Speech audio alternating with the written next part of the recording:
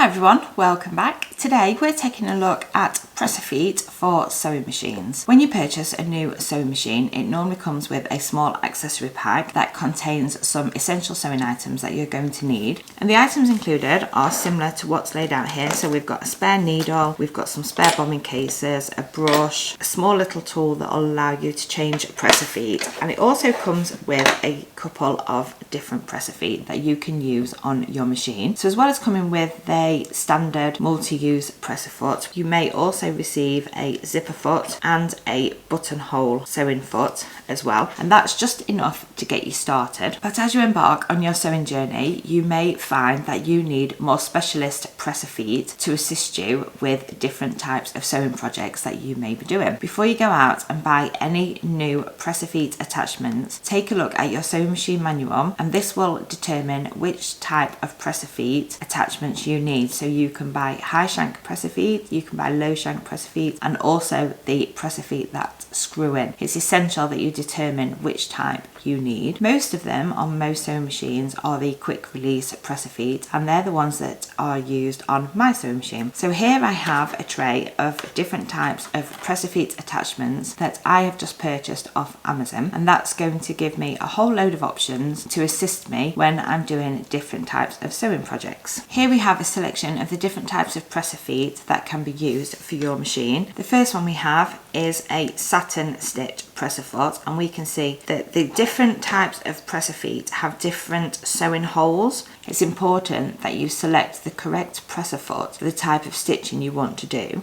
because like this one, it's got a wider hole, so that will allow the needle to go from side to side, whereas the straight stitch Press-A-Foot has a straight line. So if you select the wrong Press-A-Foot, then it could result in your needles or your machines becoming damaged. So there we have the satin stitch Press-A-Foot. This one is a zigzag Press-A-Foot, so again it's got the wider hole. The next one is a large opening Press-A-Foot, so again we've got more area that we can work with. This one is the straight stitch Press-A-Foot, and we can see there that it's only going to allow our needle to sew in a straight line. And then we can get really detailed Press-A-Feet like this one, which is an adjustable biased tape binding foot. Whilst you can use the universal Press-A-Foot for most sewing tasks, it will make your sewing a whole lot neater, a whole lot tidier, and a whole lot easier if you have the correct Press-A-Foot for the type of sewing project you are trying to make. Hope you found this tutorial helpful. If you would like to take a look at the pack of Press-A-Feet that I purchased, I will pop a link in the description, and I will look forward to seeing you again on my next video.